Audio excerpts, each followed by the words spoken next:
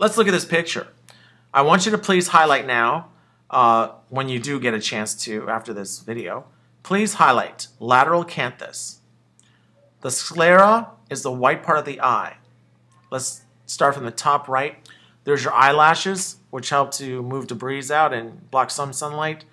The pupil is the center of an eye. It is the dark spot that opens and closes or widens due to dilation or constriction of your iris.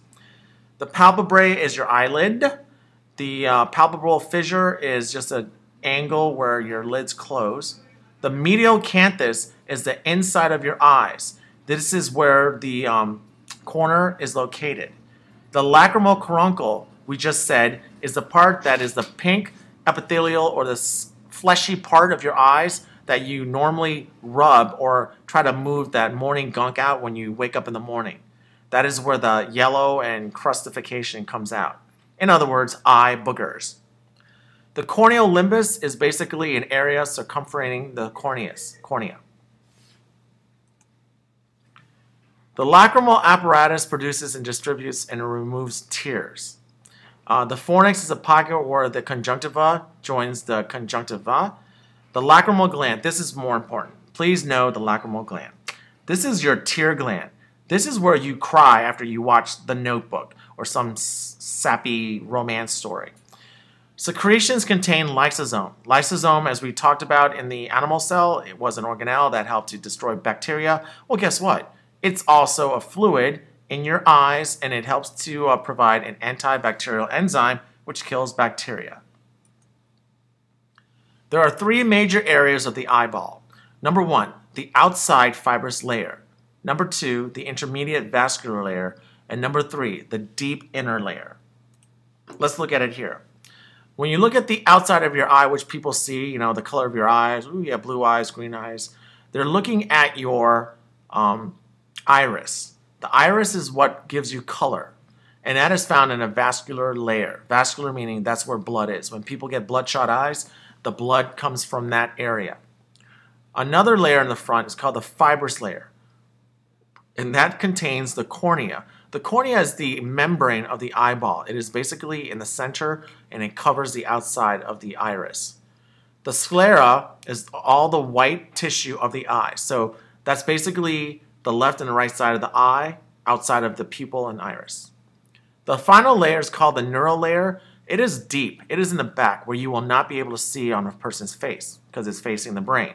This is housing the retina. The retina is the back side or posterior section of the eyes. Looking from this picture, you can see everything from a side view. And please make a note of everything here because we will dissect a sheep's or a cow's eyeball coming soon. There are muscles that help your eyes rotate. Remember we talked about the cranial nerves, trochlear and abducens. Trochlear is lateral inferior movement, where the abducens is complete horizontal left and right abduction movements. There are 4 rectus muscles and 2 oblique. The oblique muscles are located in a very diagonal location. The rectus muscles are completely either horizontal, posteriorly, and anteriorly. All 6 of these muscles help your eyes move. This is what allows you to look left and right. So believe it or not, you've got muscles that help you move your eyesight. When people have double vision, they have a condition called diplopia. This is what the patient experiences. Now, the eyes do not look at the same point in the visual field. That means when you hold a finger up after someone had a concussion in a football game, the trainer or the doctor says, how many fingers am I holding? If they say more than one, they've got double vision called diplopia.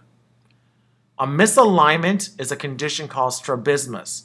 What is observed when you shine a light into the eye, not reflected in the same place on both eyes? This can be a cause of diplopia, meaning a person's eye could be looking straight in one eyeball and the next eyeball is looking to the left.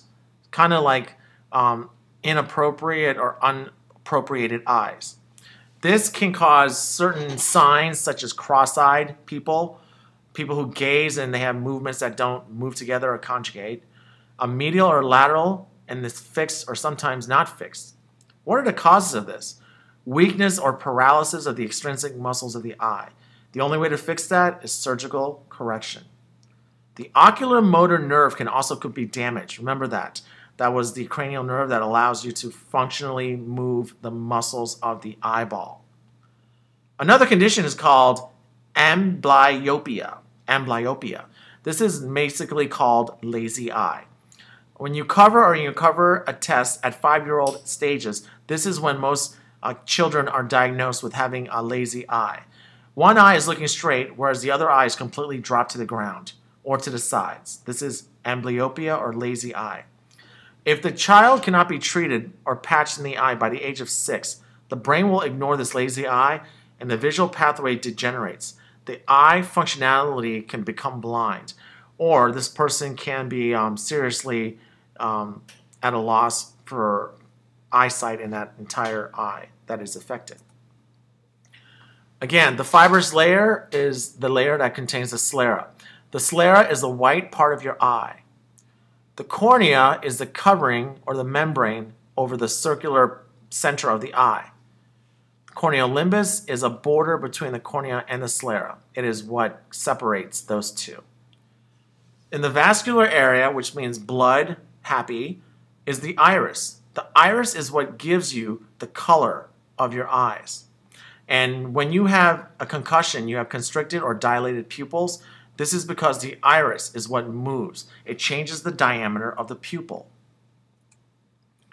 This is a picture of the Ishihara blindness test. Some people have color blindness. Some people can't see green, blue, red, orange. And this is a chart that you look at.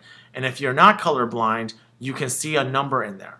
Tell me, what number do you see? This is a great chart. Looking from the left to the right, a person is dilated with their eyes on the left side. See how large the pupil has gotten? The iris has shrunk. The color is very minimized. To the far right, you have a normal looking eye in which light is being shown into the sight. When people see light, their eyes or the pupil gets smaller. When people are in bright lights, that happens. However, when people are in dark light or inside a closet, for example, with the light turned off, their pupil will dilate like it is on the left side because it's searching for light. The inner layer is called the pigmented part, and in there you have the retina. This is a neural area. Now, it contains the visual receptors, such as the neurons. There's two sections of the inner layer, rods and cones. Rods do not discriminate light colors, but they're highly sensitive to light. In other words, rods can only see the black and the whites and the grays. The cones that are found in your eye provide the color vision, allowing you to see a rainbow and seeing different colors of the rainbow. There's two different fluids in your eye, the aqueous humor and the vitreous humor. The aqueous humor is a fluid that circulates inside your eyes, and it diffuses through the anterior chamber into the scleral venous sinus. It re-enters circulation constantly and it's refreshened. This is fluid in the eye. Intraocular pressure is the fluid pressure in the aqueous humor. It helps to retain the eye's shape. Think about this. If you had very little pressure, your eyes would deflate like a flat tire. You don't want that. The pressure in your eye is needed to sustain the roundness and allow you to move it in and out inside your visual spectrum. The vitreous body is a gelatinous mass. It's fluid, but it's more jello-like. It helps to stabilize the eye's shape as well and supports the retina. So basically, the aqueous and vitreous vitreous body are fluids, gel fluids that help to contain the eye's shape. A cataract is not good. It's a condition in which your lens has lost its transparency, and it kind of looks like you're looking through someone's eyes. It looks like this. Pretty nasty. Cataracts happen usually in older people, like 65, 70 plus years old, and it looks like you're looking at fishy eyes because it's very gloomy and sedated with just different hazed eyes. There's no coloration. Everything's just look dull.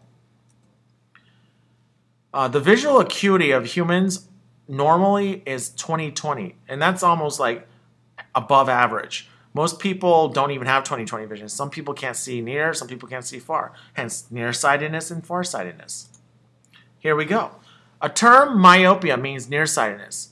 This is basically when the person sees distant objects too blurry and out of focus. So it's the opposite. Nearsighted means you cannot see far away. It's kind of confusing, right? Hyperopia is known for farsightedness. With farsightedness, at close range, the lens cannot provide enough refraction. Older people become farsighted as their lens lose this elasticity. So in this case, farsightedness means you can't see things close to you. That's why grandma and grandpa always ask you to get closer so they may see who you are. A surgical procedure for the past 20 years is called LASIK, L-A-S-I-K. This is done in young adults most of the time. It recovers the eyesight and improves it by removing certain skin epithelial tissue of the eyes. The brain and the visual processing is balanced through something called the circadian rhythm. Circadian rhythm is your day and night cycle. It's basically your inner mental clock. If you were stuck in a closet for 24 hours, how would you know if it was lunchtime, dinner, night? That's your circadian rhythm. Looking at this picture, you can see that the brain causes the eyesight to be mixed matched. The left side of your eye really looks out of the right side of your brain, and the opposite. The right side of your eye's vision is actually controlled to show through your left side of the brain. Optic refers to the eye. Otic refers to your ear. Let's talk about the next sensation, and that is the ability to hear. Looking at this picture, I would like for you to highlight and know the following. On the left, the auricle, fancy word for your outside of your ear. Not your earlobe, but it's the top of the ear, opposite of the earlobe. Elastic cartilage is basically the material your ear is made up of. If you've ever touched your ears, it feels like a plasticky inside feeling. This is all a part of the external ear, and you also have something called the external acoustic meatus. This is the canal where sound travels in originally, the first area of sound. It travels to the middle ear. What is in the middle ear? Do you remember when I asked you in the bones of the skeletal system, what are the smallest bones in the human body? Here we are, auditory ossicles. These are the bones in your ear that are helping to stabilize sound being accepted by the tympanic membrane. You need to know the tympanic membrane. It looks like basically some people call it the eardrum because when sound comes, it hits it like a drum head and it bounces, which causes vibrations to go into the auditory ossicles, which then registers into the cochlea or the vestibule, all which is the internal ear. When you look inside the internal ear, you've got several cranial nerves, the facial nerve, vestibulocochlear, and you should remember that because it ends with EAR, vestibulocochlear. The auditory tube also allows you to join the nasopharynx. So when people breathe, sound is actually going through their nose into their hearing. So believe it or not, you hear through your ears, but when you breathe in, the air that goes in through your nasals actually helps to promote sound. The auricle, again, is the outside of the ear, basically what you can touch your ear, and it surrounds an entrance to the external acoustic meatus, which is the tunnel leading up to the ear. It protects the opening of the ear canal, and it provides direct sensations. The external acoustic meatus basically is a tunnel that goes in through the ear, and it stops at the drum, the eardrum, or the tympanic membrane. The tympanic membrane is a thin, transparent sheet. It separates the external ear from the middle ear. Please know this page. The middle ear is known as the tympanic cavity. It communicates with your nasopharynx, your nose, through the auditory tube. It allows equalization and pressures on side of the tympanic membrane. Check this out. This is where your ears pop. When you go on an airplane or in an elevator, the tympanic cavity of the middle ear is where pressures pop and your ears pop. Enclosed in here, you have three auditory ossicles. They're called the malleus, which means hammer, the incus, or the anvil, and the stapes is the stirrup. These are 3 parts or 3 auditory ossicle bones. And there they are. Look at this picture. There's the malleus, incus, and stapes. This is the anatomy of the internal ear. Please study this. Your hearing is assisted by the auditory ossicles, which convert pressure into much greater pressure during the sound collection. The frequency of a sound is determined by which part of the cochlear duct is stimulated. The intensity, which is the volume, is determined by the number of hair cells stimulated. So when you're at a football game and someone scores a touchdown for your team, you scream just like that cheerleader, and the hearing is causing an intensity and volume increase. The pitch is the sensory response to frequency. Pitch could be, if you're a musician, you hear different keys. Somebody might sing in a bass. Somebody might sing in a higher voice. And that's what pitch is. Amplitude is the intensity of a sound wave. Sound energy is reported by decibels. If you've ever heard, if you watch TV, let's say the Seattle Seahawks or the reigning Super Bowl champions, if you were in that football stadium, the decibels recorded there are off the charts. When people scream at the top of their lungs, it is so loud that decibels, the amount of loudness increases. And here we have a tuning fork, which we'll do in lab soon. This is a fork that is basically allowing you to hit it, it shakes, vibrating and causing sound to be heard up close to your ear.